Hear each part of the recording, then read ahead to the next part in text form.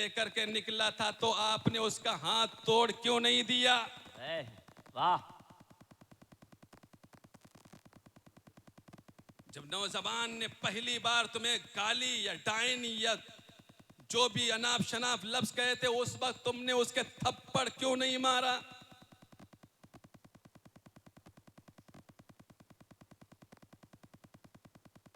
जिस वक्त नौजवान ने चोरी की थी तो उस वक्त आपने सख्ती क्यों नहीं की थी?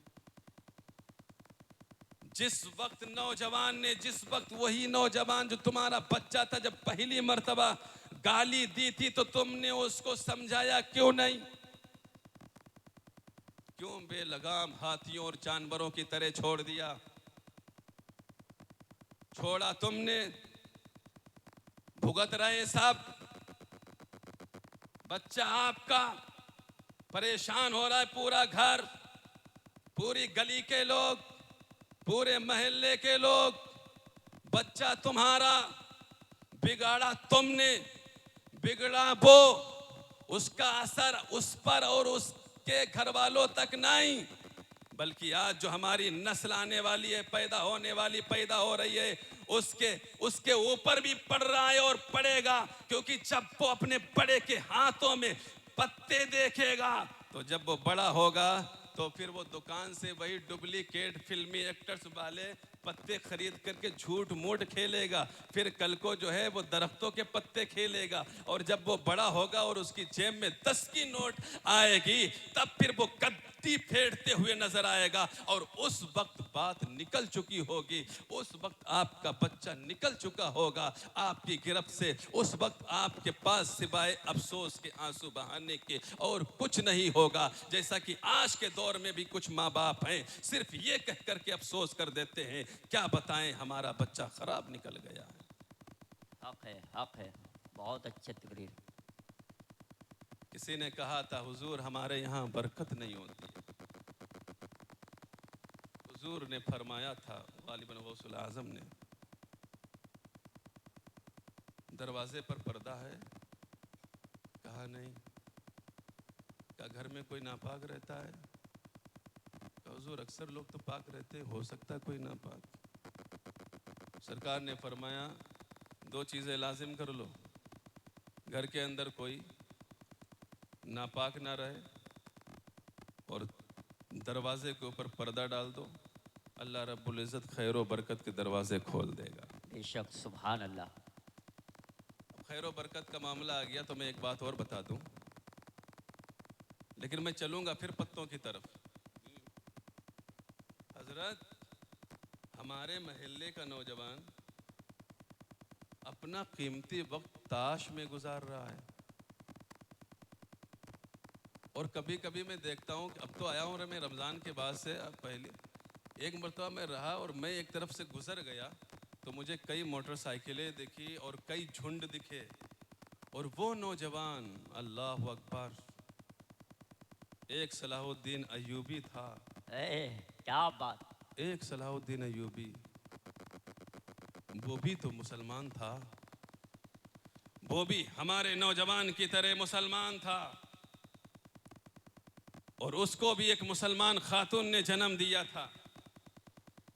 मैं एक बात खैर बरकत की बताऊंगा, अगर याद ना रहे तो आप बता दीजिएगा इंशाल्लाह, लेकिन मैं इस बात को पूरा कर दूं। नौजवानों सुनो और इस मैसेज को पहुंचाना सुबह को। बातें बहुत जल्दी पहुंचाते हो ना आप लोग। हाँ, सुबह को तबसरा होता है यहाँ पे, मैं बुराई के तौर पे नहीं कर रहा हूँ, अच्छाई के तौर पे कर रहा हूँ।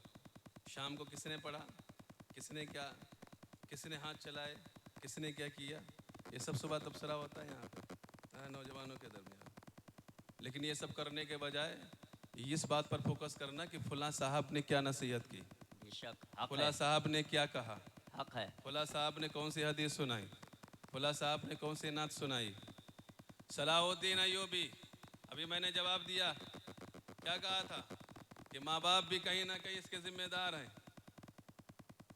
जब माएँ बाकिरदार हुआ करती थीं, जब माएँ बापर्दा हुआ करती थीं, जब माएँ कुरान पाक की तिलावत करने वाली और तहज्जुद गुजार हुआ करती थीं, तो सलाहुद्दीन अयूबी जैसे बेटा पैदा किया करते थे। वाह वाह वाह, जब क्या माँ फातिमा होती है तो बेटा हसन हुसैन पैदा होते हैं, और जब वाह। माँ फातिमा उम्मुल खैर होती है तो बेटा गौसे आजम पैदा होता है। वाह। और जब ऐसी माएँ होती हैं तभी नेक बेटे पैदा होते हैं, नेक औलादे पैदा होती हैं। जब माएँ अच्छी होती हैं तो बेटा बाबा फरीदुद्दीन गंज शकर पैदा हुआ वाह करता। वाह, नारे तकबीर, नारे रिसालत, मसलके आला हजरत, नारे तकबीर, खलीफाए हुजूर रफीक मिल्लत, नारे तकबीर। वाह वाह वाह। गालिबन बाबा फरीदुद्दीन गंज शकर रहमतुल्लाह अलैह तशरीफ लाए, कहने लगे माँ का बेटा बोल, का देख जरा तेरे बेटे को अल्लाह ने कैसा कमाल दिया कि मेरे चेहरे को देख करके गैर मुस्लिम कलमा पढ़ करके इस्लाम ले आते हैं। वाह वाह, हक है। माँ ने जवाब दिया, बेटा ये तेरा कमाल नहीं है बल्कि ये मेरा कमाल है। वाह वाह वाह। कहा माँ इसमें तेरे कमाल कहाँ से नजर आ रहा है? मैंने तालीम हासिल की, मैंने ये बातें की, मैंने रियासतें की, मैंने मुजाहदे किए, मैंने चिल्ले काटे, मैंने बड़ी बड़ी सौबतें तकलीफें बर्दाश्त की। अल्लाह ने बुलंद मकामों मरातिब पर मुझे फाइज किया। गलियों में चलता मैं हूँ, निकलता मैं हूँ, तकरीरें मैं करता हूँ, दीदार मेरे चेहरे का होता है, कलमा लोग मुझे देख करके पढ़ते हैं। इसमें कमाल तो तेरे बेटे का है। माँ ने कहा बेटा यही तो बात है, कमाल मेरा इस माना करके है, देख कि जब तक तू पेट मेरा तब तक मैंने कोई फर्ज नमाज कज़ा न की, और जब तक तू पेट मेरा तब तक मेरा कोई दिन ऐसा नहीं गया जिस दिन मैंने कुरान की तिलावत न की हो। वाह वाह वाह। कोई ऐसी नमाज न गुजरी थी जिस नमाज के बाद में मैंने अल्लाह के रसूल पर दुरूदो सलाम न पढ़ा हो। क्या बात। कोई रमजान ऐसा न गुजरा था जिस रमजान का मैं रोजा न रखा हो। और सुन, जब तू दुनिया में तशरीफ लाया था उस दिन से लेकर के और जब तक तूने दूध पिया, कभी भी इस माँ ने तुझे बेवुजू दूध नहीं पिलाया था। उसी वजू की बरकत है कि अल्लाह ने तुझे ये मुकाम अता फरमाया। वाह वाह वाह वाह, क्या बात है भाई, जिंदाबाद जिंदाबाद। आप सोच रहे होंगे यार वजू में इतना बड़ा कमाल, तो और सुनो, मेरे जहन में एक बात और आ गई। अल्लाह के रसूल मेराज तशरीफ ले गए, और जब जन्नत में आप सैर कर रहे थे जिब्रील अमी के साथ, तो फिर अल्लाह के रसूल के कान में चलने की आहट आई। क्या बात। पैरों के चलने की चब्भर। वापस तशरीफ ले आए, वक्त गुजरता गया। एक दिन अल्लाह के रसूल ने पूछा, या बिलाल ताला हुना व अखबिरनी माज़ा तफ़अल फ़ि दुनिया व समिअतु क़रअत नअलक फ़िल जन्नह। ए बिलाल, मुझे जरा बताओ तो सही, आखिर दुनिया में तुम ऐसा कौन सा अमल कर रहे हो जिसकी वजह से मैंने मेराज की रात जब मैं जन्नत की सैर के लिए निकला तो जन्नत के अंदर जो मैंने चलने की आवाज सुनी थी, ऐ मेरे बिलाल वो तुम्हारे चलने की आवाज आ रही थी। तुम जन्नत के अंदर चल रहे थे, आहट जो आ रही थी तुम्हारे चलने की आ रही थी। बताओ तो सही बिलाल, तुम ऐसा कौन सा अमल कर रहे हो? तो बिलाल ने कहा था, या रसूल अल्लाह, मैं सिर्फ दो काम करता हूँ। एक काम तो यह है कि मैं हमेशा बावुज़ू रहता हूँ, वुज़ू टूट जाता है फिर वुज़ू कर लेता हूँ, और ज़्यादा से ज़्यादा नवाफिल पढ़ता हूँ। शायद कि अल्लाह ने मुझे इन दो कामों की वजह से अल्लाह ने ये मुकाम और मर्तबा अता फरमाया। बेशक, सुभान अल्लाह सुभान अल्लाह, क्या बात है। अब जब माँ गंदी होगी माँ बेनमाजी होगी, माँ हर वक्त नापाक रहने वाली होगी, 9 महीने क्या पूरे पूरे साल कुरान की तरफ देखने वाली नहीं होगी, नमाजें पढ़ने वाली नहीं होगी, सफाई सुथराई वाली नहीं होगी, और जब उसके पेट में शिकम में बच्चा आया उस वक्त में भी वो ऐसे ही ज़िंदगी गुजार रही है, ना अल्लाह का नाम है ना रसूलुल्लाह का नाम है, और 9 महीने के बाद अल्लाह ने उसके यहाँ खुशी अता फरमाई औलाद की सूरत में, उसके बाद में भी वही रबिश, और फिर उसी तरीके से बच्चा बढ़ता है और चलने के काबिल हो जाता है। तो फिर बताइए क्या वो बच्चा इमाम हुसैन के नक्शे कदम पर चलेगा, गौसे आज़म के नक्शे कदम पर चलेगा, रसूलुल्लाह के नक्शे कदम पर चलेगा? ला मोहाला हमने अपने बच्चों की तरबियत और परवरिश इस तरह नहीं की है। हमें अपने बच्चों की तरबियत और परवरिश करने के लिए रसूलुल्लाह की सीरत को सीखना होगा, रसूलुल्लाह की सीरत को पढ़ना होगा। क्या आपने वो हदीस ना पढ़ी? रसूलुल्लाह सल्लल्लाहु अलैहि वसल्लम मदीना शरीफ के अंदर मस्जिद नबी के अंदर तशरीफ फरमा है, सदक़े का टोकरा आया, इमाम हसन तशरीफ फरमा है, आका हुसैन भी तशरीफ फरमा है, आने वाले ने आकर के वो सदक़े का खजूरों का टोकरा रख दिया, इमाम हसन तशरीफ ले गए, उसमें से एक खजूर खाने लगे, अबे मुंह में रखी थी, रसूलुल्लाह सल्लल्लाहु अलैहि वसल्लम ने फौरन आकर के मुंह से खजूर को निकाला और इरशाद फरमाया, कख कख छी छी, ऐ इमाम हसन ये तुम्हारे लिए नहीं है, ये सदक़े का माल है, ये तुम नहीं खा सकते हो, तुम्हारे लिए ये जायज़ नहीं है, तुम्हारे लिए अगर जायज़ है तो वो हदिये का माल जायज़ है। वाह वाह वाह, सुभान अल्लाह सुभान अल्लाह। क्योंकि सदका सादात इकराम के लिए, सैयदों के लिए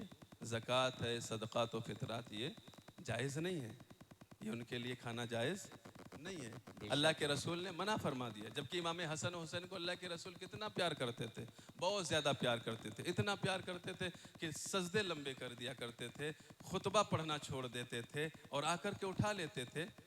आप चाहते तो ये कह सकते थे जो हमारी आवाज़ होती है, अरे बच्चा है छोड़ दो, अरे बच्चा है बच्चे ने कर दिया, बच्चा है बच्चे ने खा लिया, गाली दी हमने ये कह करके छोड़ दिया, बच्चा ही तो है, बच्चे ने किया है, ये बच्चा ही तो है, उसने गाली दिए, ये बच्चा और बच्चा कह करके हम अपने बच्चे को चरी बना देते हैं, और फिर क्या होता है, यही बच्चा बेखौफ और निडर एक बुरा नौजवान की सूरत में मुआशरे के अंदर पैदा होता है। अल्लाह। अब तक की बातों का महसल ये है, ए मेरे भाइयों, जितने भी लोग जुआबाजी करते हो, तौबा कर लो, तौबा कर लो। आज नहीं बुलंद आवाज से कर सकते हो तो दिल ही दिल में तौबा कर लो। अल्लाह रब्बुल इज़्ज़त दिलों को देखने वाला है। बेशक हक है। हज़रत मूसा अलैहिस्सलाम की कौम में एक चुगलखोर रहता था, और चुगलखोरी की वजह से बस्ती में कहत साली आ गई, बारिश नहीं हुई। आज हमारी बस्तियों में भी बारिशें नहीं हो रही हैं, आज हमारी बस्तियों में बारिशें नहीं हो रही हैं, हर जगह बारिश हो रही है, चारों तरफ हिंदुस्तान में, यहाँ बारिश नहीं है। हमें सोचना चाहिए कहीं ऐसा तो नहीं है कि हमारे मुआशरे के अंदर गीबत खोर बढ़ गए हों, चुगल खोर बढ़ गए हों, बुराई करने वाले बढ़ गए हों, जुआबाज बढ़ गए हों। अल्लाह की बारगाह में मूसा कलीमुल्लाह ने अर्ज़ किया है, पाक परवरदिगार, मैं कलीमुल्लाह तेरा चहीता बरगुज़ीदा नबी इस कौम में मौजूद हूँ, फिर भी कहत साली से जूझ रही है ये अवाम। अल्लाह ने वही भेजी का, ऐ मूसा तुम्हारी कौम के अंदर एक चुगलखोर है जिसकी नहूसत की वजह से बारिश रुकी हुई है। अल्लाह अल्लाह अल्लाह। मूसा कलीमुल्लाह ने अर्ज़ किया है, पाक परवरदिगार उसका नाम बता दे, उसका नाम बता दे, मैं उसको कौम से बाहर कर दूंगा, बारिश नाजिल कर देगा। इतना हजरत मूसा अलैहिस्सलाम ने अर्ज़ किया, अल्लाह रब्बुल इज़्ज़त ने इरशाद फरमाया, ए मूसा मैं गीबत की बात कर रहा हूँ, चुगलखोरी की बात कर रहा हूँ, तुम मुझसे गीबत ही करा रहे हो।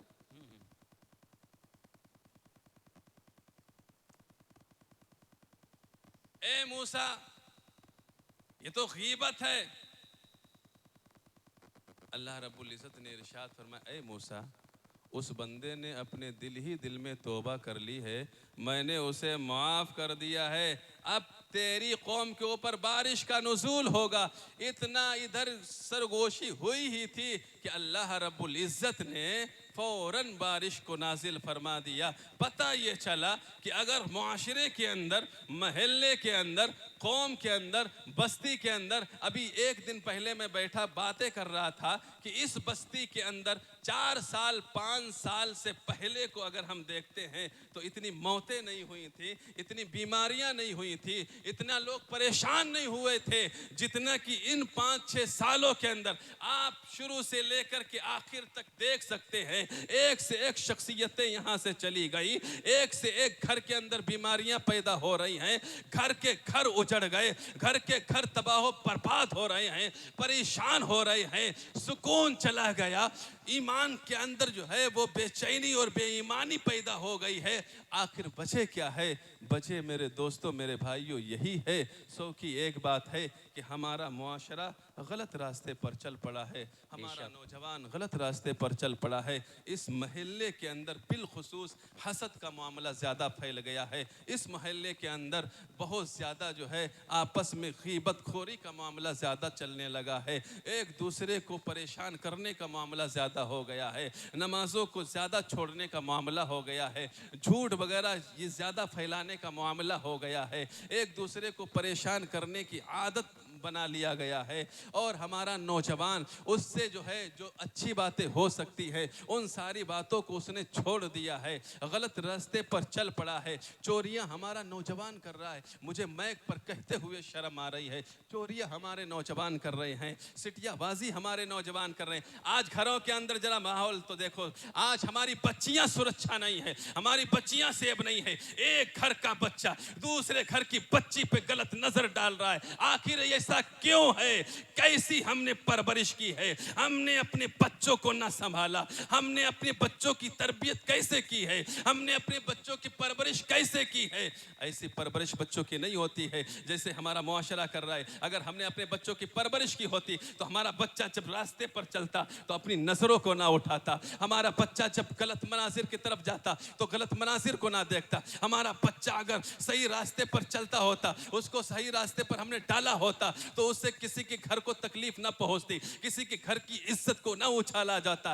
लिहाजा बहुत सारी बातें हैं, बहुत सारी बुराइयां हैं, मैं एक एक क्या बयान करूं, ये सारी चीजें हैं, इसके ऊपर हमें फोकस करना चाहिए, हमें खुद को संभालना चाहिए, हमें अपने बच्चों को संभालना चाहिए, हमारे नौजवान को संभालना चाहिए। और ताशबाजी छोड़ दो प्यारो। मेरी बात, मेरी उन्वान बात का और मौजू सिर्फ यही था, और बात ज़्यादा हो गई और वक्त भी ज़्यादा हो गया, तकरीबन मुझे लगता है 1 घंटा हो गया। मैं बोलता रहूँगा, आप सुनते रहेंगे, मुझे मालूम है आप मोहब्बत भी मुझसे बहुत ज़्यादा करते हैं। और एक बात और मैं बताऊं, अगर किसी को मेरी बात बुरी लगी हो तो मैं माजरत चाहता हूं। मैं यहाँ पर किसी के दिल को दुखाने के लिए नहीं बैठा हूँ, बल्कि समझाने के लिए बैठा हूँ, एक नायब रसूल की हैसियत से, एक आलिम होने की हैसियत से, भाई होने की हैसियत से नहीं, और कोई रिश्ता होने की हैसियत से नहीं, उस रिश्ते की हैसियत से जो अल्लाह ने मुझे अपने महबूब के वसीले से अता फरमाया। बेशक हक है। लिहाजा बुरा मत मानना, कोई शख्स बुरा ना माने, बल्कि मैं तो ये कहूँगा अगर मेरे बोलने में कोई ऊपर नीचे बात हो गई हो तो हम अपने बुज़ुर्गों को ये इजाज़त देंगे कि वो अकेले में हमारी इस्लाह कर सकते हैं कि आपने महल्ले से मुताल्लिक ये बात बोली, ये आपको बोलना मुनासिब नहीं था, लेकिन मुझे जहाँ तक मालूम था उस कदर मैंने बात की है। हक फरमाया, हक फरमाया। नौजवानों ज़रा बताओ यार, मैं दिल से बात कर रहा हूँ, आपके हाथों में पत्ते, आपके हाथों में ताश, और ये वक्त कितना बड़ा कीमती है। आज इस्लाम को मिटाने की, कुरान पाक को मिटाने की, रसूलुल्लाह की इज्जत से खिलवाड़ किया जा रहा है, नापाक कोशिशें हो रही हैं, और हमारे हाथों में कुरान और तस्बीह होने के बजाय हमारे हाथों में ताश के पत्ते, क्या है हमारा ईमान? हम मुसलमान हैं। सोचना, घर में बैठ कर के सोच लेना, सोचने का मौका ना मिले तुम नूरी मस्जिद के एक कोने में बैठ कर के सोचना कि अल्लाह ने मुझे नौजवान ताकत और क़ुव्वत हिम्मत ये क्यों दी है? क्या इसलिए दी है? क्या मुझे पत्ते के लिए पैदा किया? क्या मुझे नौजवान ताश खेलने के लिए बनाया? तुम्हारी माँ भी है, तुम्हारे बाप भी हैं, तुम्हारी बहनें भी हैं, तुम्हारे भाई भी हैं। माँ बाप की हालत को देखो, बहनों के बारे में सोचो, भाइयों के बारे में सोचो। अपने घर को बढ़ाओ, अपने घर को तरक्की दिलाओ, अपने भाइयों को आगे बढ़ाओ, अपनी बहनों को अच्छी शिक्षा दो, अच्छी तालीम दो, अच्छे रिश्ते करो, अपने घर को खूबसूरत बनाओ, अपनी गलियों को खूबसूरत बनाओ। एक पुरवकार नौजवान बनो कि जहां पर बैठ जाओ तो दो चार लोग निकले तो सलाम करें, जहां बैठ जाओ तो दूसरा नौजवान बैठ जाए। अगर ऐसे बनो कि अगर बुजुर्ग निकले तो तुम्हारी नौजवानी को देख करके तुम्हें सलाम करता हुआ निकल जाए। ऐसे नौजवान बनो कि बहनें रश करें और फख्र करें कि मेरा भाई ऐसा है, भाई फख्र करें कि मेरा बड़ा भाई ऐसा है। माँ जब तुम्हारे चेहरे को देखे तो आंखें मोहब्बत से भर आए, दिल ठंडा हो जाए। बाप जब तुम्हारे चेहरे को देखे तो उसकी आंखों को ठंडक पहुंचे कि अल्लाह का शुक्र है कि इतना होनहार और बाअखलाक नौजवान बेटा अता फरमाया है। बेशक, सुभान अल्लाह। कर सकते हो ऐसा, हो सकता है ऐसा, बन सकते हो ऐसे, कोई परेशानी नहीं है। दाढ़ी रख लो, कुर्ता पैजामा पहन लो, 24 घंटे यहाँ रहते हो खेत खलियान में, दाढ़ी रखो, रुपए में 50 पैसे जिंदगी तुम्हारी बदल जाएगी। हक है, हक है। रुपए में 50 पैसे जिंदगी बदलने की गारंटी मैं लेता हूं। झूठ बोलने चलोगे ज़मीर तुम्हारा इजाजत नहीं देगा। क्यों? क्योंकि सुन्नत मुस्तफ़ा सजी है। क्या बात है, वाह वाह। गीबत करने चलोगे तुम्हारा ज़मीर इजाजत नहीं देगा कि हम गीबत करें। क्यों? क्योंकि तुम्हारा ज़मीर इस बात को नहीं चाहेगा। सुन्नत मुस्तफ़ा के साथ हम गीबत करें, ये मेरे मुस्तफ़ा को नापसंद है, इसलिए मुझे भी नापसंद है। 50% मैं जिम्मेदारी लेता हूँ। ऐ नौजवान, दाढ़ी से अपने चेहरे को सजा ले, 50% तो जराइम से रुक जाएगा। और कुर्ता पैजामा पहन लो, जब ज़ोहर की वक्त हो जाए, ज़ोहर की नमाज का वक्त हो, असर की नमाज का वक्त हो, मगरिब की नमाज का वक्त हो, और जब मीनारे से आवाज़ आपके कानों में टकरा रही हो तो फिर फ़ौरन उसकी तरफ कान लगा कर के सुनो और मोहब्बत के साथ सुनो। और उसका मतलब ये मत निकालो कि ये तो रोज़ाना होने वाली अज़ान है, ये तो मैक से आने वाली आवाज़ है, बल्कि ये सोचो कि अल्लाह ने मुझे इस वक्त सांसें दी हैं, चल रही हैं, ताकत दी है, क़ुव्वत दी है, हिम्मत दी है, हौसला दिया है, सब कुछ दिया है, औलाद दिए हैं, माँ बाप दिया है, शोहरत दी है, पैसा रुपया मर्तबा दिया है। अब कामयाब होने के लिए हमारे पास कुछ नहीं है, माँ बाप की दुआएं हैं, माँ बाप नहीं है। अब कामयाब होने के लिए हमारे पास क्या है? कुछ भी हथियार नहीं है, कुछ भी औजार नहीं है।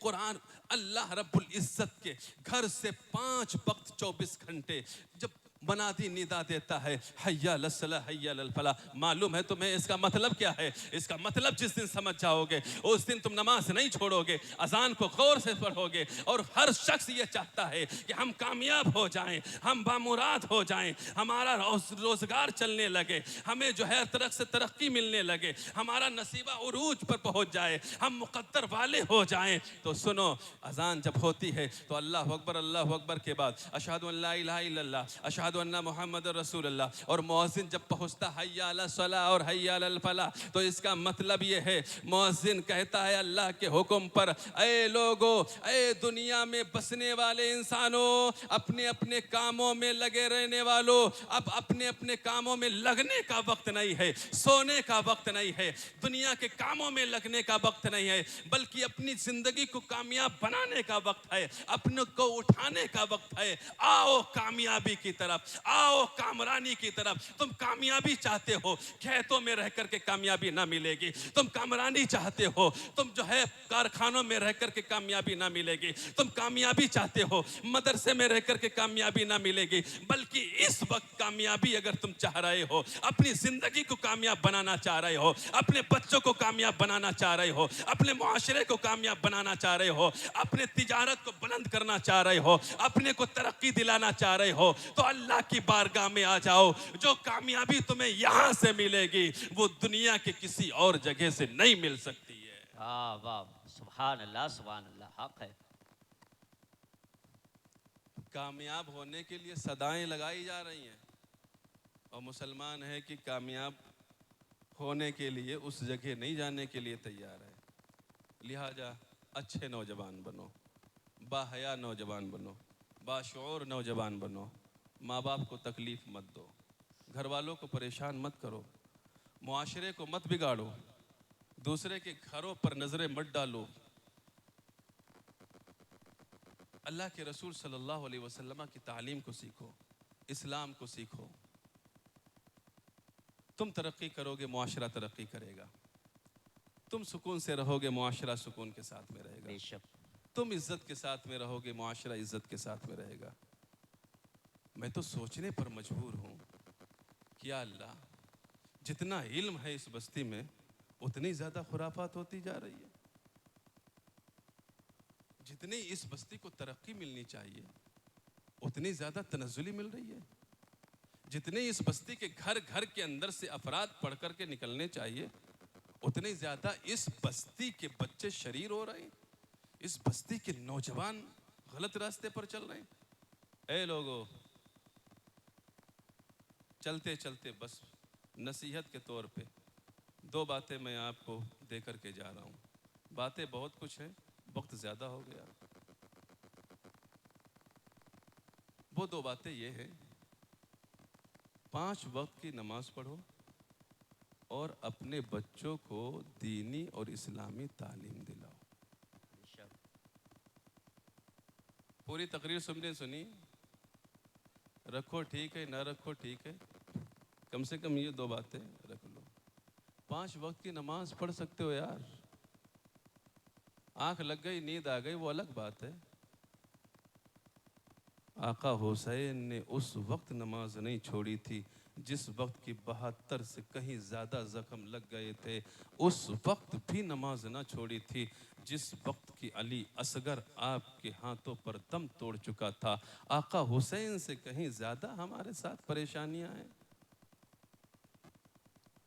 अगर परेशानी में आप नमाज नहीं पढ़ रहे तो फिर आका हुसैन की परेशानी को याद कर लेना, इंशाअल्लाह ताकत और कुव्वत मिल जाएगी। बेशक, हक है। और जब आपको अपना कोई तकलीफ दे, परेशान करे, तो यूसुफ अलैहिस्सलाम की ज़िंदगी को याद कर लेना, उनके भाइयों के कारनामों को याद कर लेना, तुम्हें अल्लाह सब्र अता फरमा देगा। क्या बात है, सुभान अल्लाह।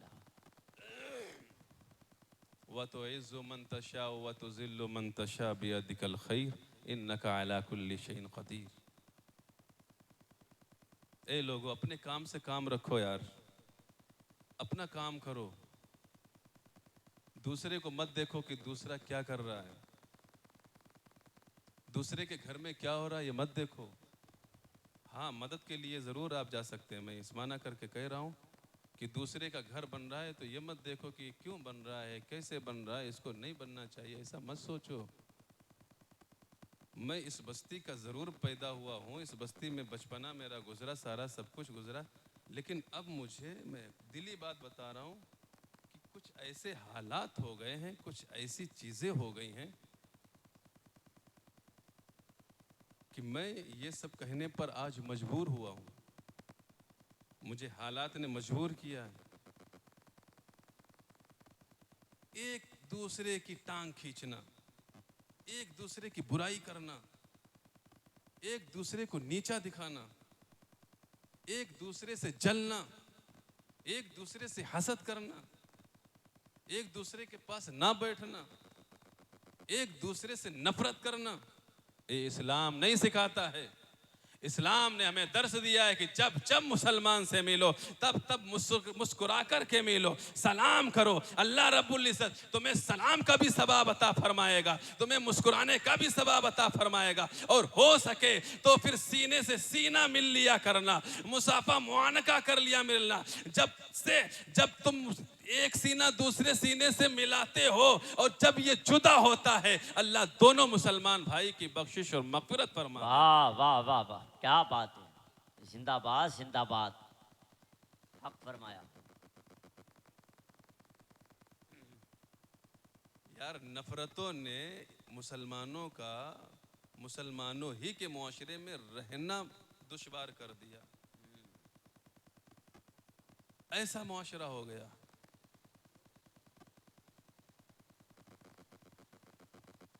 मोहब्बत करो आपस में, नफरतों से कुछ नहीं होने वाला, मुखालफतों से कुछ नहीं होने वाला, हसद से कुछ नहीं होता है। मोहब्बत से रहोगे, शाद रहोगे, आबाद रहोगे। मोहब्बत से रहोगे, जिंदगी खुशहाल रहेगी। और यही अगर हसद से रहोगे तो हसद इस तरीके से आदमी को खा जाता है जिस तरीके से आग लकड़ी को खा जाती है। हसद करने वाला इंसान परेशान रहता है चलते चलते, क्योंकि पता नहीं अब कब बोलने को मिले, लेकिन करीब इंशाल्लाह मैं बोलूँगा 11 तारीख को। मैं एक वजीफ़ा बता करके अपनी बात को बिल्कुल ख़त्म कर दूंगा, उसके आगे नहीं बढ़ूंगा। आज हमारे यहाँ घरों के अंदर सलाम का माहौल नहीं है, सलाम का माहौल नहीं है। एक सहाबी आए अल्लाह के रसूल की बारगाह में, अर्ज़ किया, या रसूल अल्लाह, घर में बेबरकती है। अल्लाह के रसूल सल्लल्लाहु अलैहि वसल्लम ने इरशाद फरमाया, सलाम करते हो? कहा हाँ हुजूर। कहा उसमें एक चीज़ और बढ़ा लो। क्या या रसूल अल्लाह फरमाइए। अच्छा, बात पूरी करने से पहले इसी बात का जुज़ मैं बता दूं, सलाम में कोई छोटा बड़ा नहीं होता है। सलाम में कोई छोटा बड़ा नहीं होता है। अगर कोई ये कहे फला छोटे उन्होंने मुझे सलाम नहीं किया तो गलत, भाई उसने नहीं किया तो आप कर लीजिए, आपने क्यों नहीं किया? हाँ ये ज़रूर है कि छोटे को मौका मिलना चाहिए, छोटे को करना चाहिए। छोटा नहीं किया या नहीं कर पाया तो कोई शिकवा शिकायत नहीं होनी चाहिए। अब मर्द अंदर जाता है, घर के अंदर सलाम नहीं करता है, और जो सलाम करते हैं वो बहुत अच्छी बात। हो सकता है कोई भाई ये कहे कि मैं घर के अंदर जाता हूँ, मैं अपनी लुगाई को सलाम करूँ, ऐसा नहीं हो सकता। सुनो भाई, कामयाबी का एक राज मैंने बताया, नमाज। दूसरा राज है घर के अंदर खैर व बरकत का। अल्लाह के रसूल सल्लल्लाहु अलैहि वसल्लम ने इरशाद फरमाया, प्यारे सुनो, जब घर के अंदर दाखिल हुआ करो तो तेज से, इतनी तेज से कम अगर घर के अंदर कोई हो तो वो सुन ले, अगर घर के अंदर ना हो तो कम से कम इतनी तेज सलाम करो कि तुम्हारे कान सुन ले।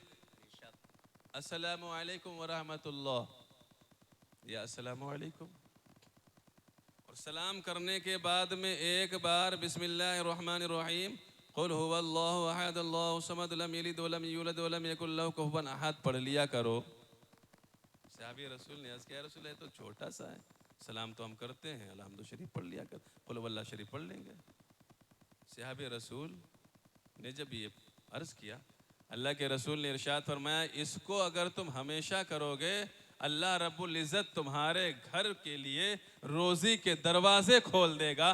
फिर क्या हुआ? सहाबी रसूल कहते हैं, कुछ दिनों के बाद मैं अल्लाह के रसूल की बारगाह में आया, अर्ज़ किया, ए पाक परवरदिगार के पाक रसूल, ए आका, ए मक्की मदनी आका, आपने जो वजीफ़ा हमें बताया था कि घर के अंदर जब जब दाखिल होना तो सलाम करना और उसके बाद में सूरह इखलास कुल हुवल्लाह शरीफ पढ़ लेना, उसके बाद अल्लाह तुम्हारे लिए रोज़ी के दरवाजे खोल देगा। ए अल्लाह के रसूल सल्लल्लाहु सल्लल्लाहु अलैहि वसल्लम, जब से हमने ये अमल किया है मुझे समझ में नहीं आता है कि मैं घर का सामान कहाँ कहाँ उठा के रखूं। अल्लाह ने ऐसे दरवाजे रोजी के खोले हैं कि मैं अब जो है सामान को और उनकी बरकतों को संभाले नहीं संभाल रहा हूं। अल्लाह ने बरकतों का नुज़ूल फरमा दिया। वाह वाह वाह, सुभान अल्लाह सुभान अल्लाह। इसलिए जब घर के अंदर दाखिल हुआ करें सलाम किया करें और एक बार कुल हुवल्लाह शरीफ पढ़ा करें।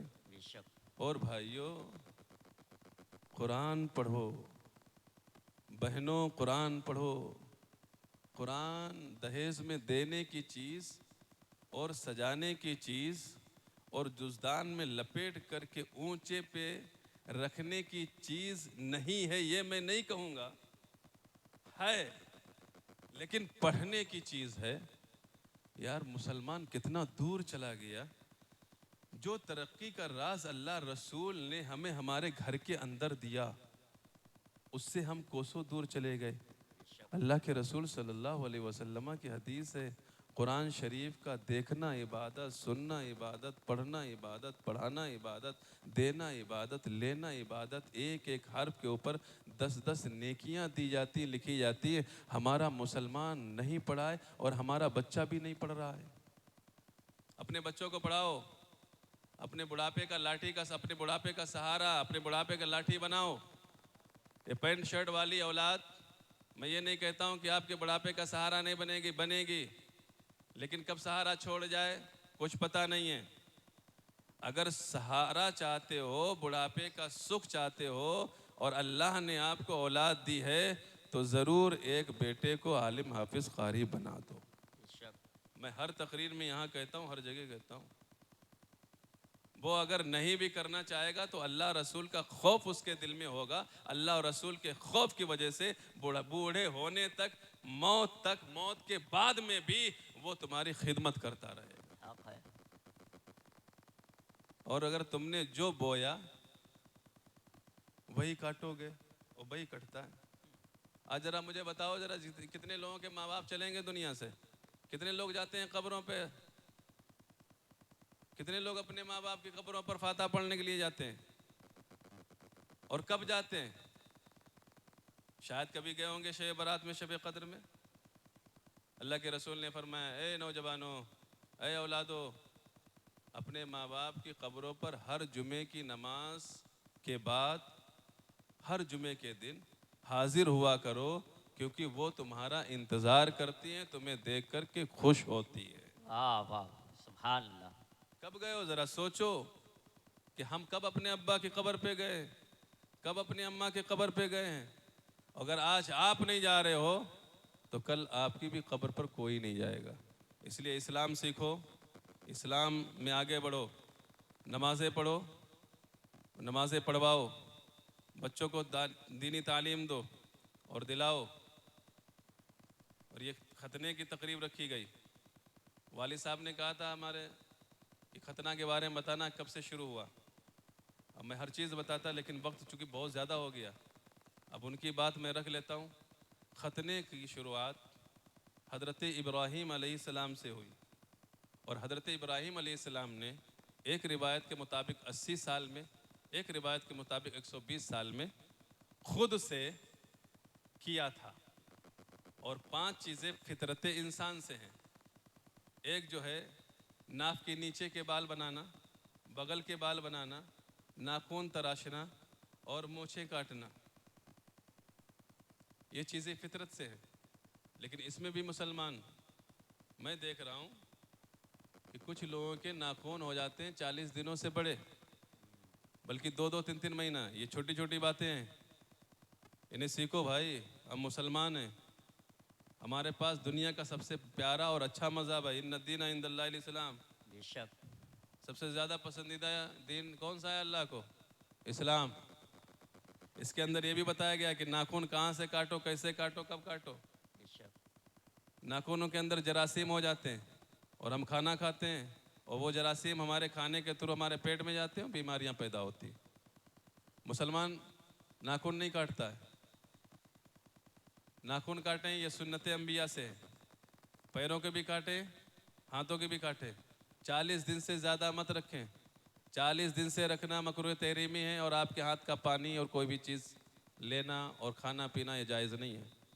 माँ बहन के अगर नाखून बड़े हैं आप कटवाइए, आटा गूंदने के लिए चले तो आप पहले नाखून कटवाइए फिर आटा गूंदने का हुक्म दीजिए। बगल के बाल बड़े मत रखिए 40 दिन के अंदर, नाक के नीचे के बाल 40 दिन के अंदर, मोछे बढ़ाइए मत, मोछे पश्त कीजिए, दाढ़ी बढ़ाइए। और दाढ़ी बढ़ाइए इतनी नहीं कि वो साधुओं की तरह और ईसाइयों सिखियों की तरह लगने लगे, बल्कि इतनी बढ़ाइए कि आपका कब्जा बस पकड़ ले, और इसके नीचे जितनी ज़्यादा आ जाए उसको कतर दीजिए। एक मुश्त ये दाढ़ी रखना सुन्नत है। अब कोई मजबूरी की वजह से नहीं बढ़ा रहा है, मजबूरी ख़त्म हो तो फ़ौरन बढ़ाए, ठीक है। ये चीज़ें, अपने लिबास को पाक कीजिए, खड़े होकर के पेशाब मत कीजिए। खड़े होकर के पेशाब करने से आपके पैजामे पे छींटे आएंगी और ये कब्र के अंदर अजाब का सबब है। अल्लाह के रसूल एक कब्र से गुजरे, सहाबा कराम साथ में थे, कहा जाओ 2 टहनी लेकर के आओ। तो 2 कब्रें थी, दोनों कब्रों के अंदर अजाब हो रहा, एक कब्र पे रख दी और एक दूसरी कब्र पे रख दी। सहाबा कराम ने पूछा या रसूलल्लाह क्या माजरा है? कहा दोनों कब्रों के अंदर अजाब हो रहा है। अब कुछ लोग कहते हैं कि रसूलुल्लाह को गैब की खबर नहीं है, माज़ल्लाह रब्बिल आलमीन, रसूलुल्लाह मर करके मिट्टी में मिल गए। अब ज़रा ये सुने, बुखारी शरीफ की हदीस है, मुस्लिम शरीफ की हदीस है। अल्लाह के रसूल निकल रहे हैं, एक रास्ते से गुज़र हुआ, 2 कब्रें हैं, टहनी मंगाई, डाल दी। सहाबा कराम ने पूछा या रसूलल्लाह ये क्या? अल्लाह के रसूल ने इरशाद फरमाया कि इन दोनों कब्रों में अजाब हो रहा है। रसूलुल्लाह को खबर नहीं, इल्मे गैब नहीं, तो रसूलुल्लाह ने कैसे जान लिया कि इन दोनों कब्रों में अजाब हो रहा है? क्या बात है। और फिर उस अजाब का इलाज भी जान रहे। बेशक। टहनियाँ मंगा के रख दी। आज हम रखते ना कब्रों के ऊपर, अरे ये दरख्त रखते ना कांटे वाले बेरी के, क्यों रखते हैं? क्यों रखते हैं भाई? कोई बताएगा? रखते तो सब लोग हो, हैं? जानवर को दूर करने के लिए, बिज्जू को दूर करने के लिए, बल्कि वहां नियत आपकी होनी चाहिए कि जब तक ये शाख तर रहेगी, इस कब्र के अंदर जो भी है उसके अजाब में हल्कापन और तखफीफ रहेगी। बेशक। जब तक कि सब्जा तर रहता है, हरा रहता है, अल्लाह की तस्बीह बयान करता रहता है। बेशक। और उसका सवाब मुर्दे को मिलता रहता है। हक है, हक। इसलिए कब्रें जब साफ किया करो तो कब्रों के इर्द गिर्द साफ किया करो, ऊपर का मत साफ किया करो। ऊपर को आप कैंची से या किसी चीज़ से काट दिया करो, पूरी घास साफ मत किया करो, क्योंकि अगर आपने ऊपर का हिस्सा साफ कर दिया तो आपने गोया कि मुर्दे को जो आराम पहुंच रहा था घास के ज़रिए, वो आपने उस आराम को हटा दिया है, ख़त्म कर दिया। अल्लाह के रसूल सल्लल्लाहु अलैहि वसल्लम ने 2 टहनियाँ मंगाई और इरशाद फरमाया कि जब तक ये तर रहेंगी इनके अजाब में हल्कापन होता रहेगा। और अल्लाह के रसूल ने यह भी बता दिया कि मालूम है कि इन दोनों को कब्र में अजाब किस चीज़ की बुनियाद पर हो रहा था? अल्लाह के रसूल सल्लल्लाहु अलैहि वसल्लम ने इरशाद फरमाया कि इनमें से एक चुगलखोर था, गीबत करता था, और दूसरा पेशाब करते वक्त अपने पेशाब की छींटों से नहीं बचता था। अल्लाह। जाहिर सी बात है, खड़े होकर के पेशाब करोगे तो छींटें आएंगी ज़रूर, इसलिए बैठ करके खाना खाओ, बैठ करके इस्तिंजा करो, हैं? खड़े होकर के पानी मत पियो। ये मैं आखिरी गुफ्तगू कर रहा हूँ इसलिए कि ये चीज़ें हैं जो तकरीरों में आमतौर से मुक़र्रिर हज़रात नहीं बताते हैं। बाक़ियात और हदीस सुनाई और चल दिए। आपको मालूम, हज़रत अबू हुरैरा कहते हैं कि अगर एक घूंट पानी खड़े होकर के इंसान ने पी लिया तो वो उसके पूरे जिस्म में इतना ज़्यादा नुकसानदेह है। अल्लाह के रसूल फरमाते हैं कि अगर एक घूंट पानी चला गया तो फ़ौरन उंगली डाल करके उल्टी कर दे, ताकि वो पहुँच करके जिस्म को ना बिगाड़ सके। और हमारा नौजवान खड़े होकर के पूरी बोतल गटगटा जाता है, खड़े होकर के 2-2 प्लेटें खा लेता है। सुन्नत रसूल के ख़िलाफ़ आजकल दावतें हो रही हैं, वलीमा हो रहे हैं, इन सब चीज़ों पर किसी की नज़र नहीं है, फोकस नहीं है। ये सब नहीं होना चाहिए। बहुत सारी चीज़ें हैं, अल्लाह हम सबको तौफीक अमल अता फरमाए। मेरे कहने सुनने में जल्दबाजी में अगर कोई लगदिश हुई है, मौला उसे मुआफ़ फरमाए। एक बार बुलंद आवाज़ से कलमे तैयबा पढ़ लीजिए, ला इलाहा इल्लल्लाहु मुहम्मदुर रसूलुल्लाह सल्लल्लाहु अलैहि वसल्लम व मा अलैना इल्लल बलाग। अस्सलामु अलैकुम व रहमतुल्लाहि ताला व बरकातुहू। एक बात बस ये मैं बताने के लिए कि अभी 11 तारीख को इंशाअल्लाह इरादा है, आप दुआ कीजिए कि इरादे में पुख्तगी हो जाए। हज़रत दुआ कीजिएगा। इंशाअल्लाह 12 तारीख को निकलना होगा, वालिद साहब और वालदा और ये नाकारा। एक ख्वाहिश थी लंबे अरसे से, वालिदैन की भी ख्वाहिश थी मक्का मदीना देखने की, और मेरी भी ख्वाहिश थी। दुआ करता था, अल्लाह इस लायक बना दे कि तेरे और तेरे महबूब के दयार में हाजिर होने वाला हो जाऊं, तेरी बारगाह में खड़े होने वाला हो जाऊं, तभी मुझे बुलाना। और बुलाना भी तो ऐ पाक परवरदिगार के प्यारे महबूब, अपने उसी महीने मिलाना जिस महीने में आपकी तशरीफ़ आबरी दुनिया में हुई है। वाह वाह, सुभान अल्लाह सुभान अल्लाह। और ये भी दुआ थी कि अल्लाह रब्बुल इज़्ज़त माँ बाप के साथ में अगर बुलाए तो और ज़्यादा बेहतर है। क्या बात। इखराजात ना होने की बुनियाद पर मैंने वालिद और वालदा का इरादा बनाया कि वालिद और वालदा को भेज देता हूँ, ज़ियारत करके आ जाएंगे। अल्लाह ने अगर उम्र दी तो फिर इंशाअल्लाह चले जाएंगे। ये देखो माँ बाप की खिदमतों का और दुआओं का नतीजा है। वालिद साहब ने कहा, बेटा हम बीमार हैं और हम पढ़े लिखे भी नहीं हैं, और आप नहीं होगे तो फिर बेकार है, आपको भी हमारे साथ चलना है। वालिद साहब ने तो कह दिया, तो उनकी बात पर भी जहन गया और इधर इखराजात पर भी जहन गया। खैर अल्लाह रब्बुल इज़्ज़त ने असबाब पैदा फरमाए और अल्हम्दुलिल्लाह रोज़े रसूल से बुलावा आया, और इंशाअल्लाह 12 तारीख को 4 या 5 बजे हम यहाँ से निकलेंगे वालिदैन के साथ, और इंशाअल्लाह 13 तारीख को सुबह दिल्ली से 10:30 बजे हमारी फ़्लाइट है सऊदी एयरलाइंस। ये बताने का मकसद सिर्फ़ इतना है कि हम आपसे ये अरीज़ा करते हैं मुअद्दबाना कि आप हज़रात दुआ ये करें कि अल्लाह इस सफ़र को, इस हाज़िरी को कबूल कर ले। आमीन अल्लाहुम्मा आमीन। जाने को सब जाते हैं और जाएंगे, उम्रा करने को लाखों करोड़ों लोग करते हैं। एक याद आ रहा है मुझे, एक बात मैंने पढ़ी थी कि एक मरतबा फिर एक साहब ख्वाब में देख रहे, एक अल्लाह वाले थे, फरिश्ते आपस में बात कर रहे हैं, और उस साल तकरीबन 5 से 8 लाख हाजियों ने हज किया, उस ज़माने की बात। और उस ज़माने में 5 से 8 लाख बहुत तादाद रखती। तो एक फरिश्ते ने दूसरे से कहा, कितनों ने किया? तो उसने तादाद बताई। दूसरे फरिश्ते ने कहा कि आपको मालूम है कितने हाजियों को हज कबूल हुआ?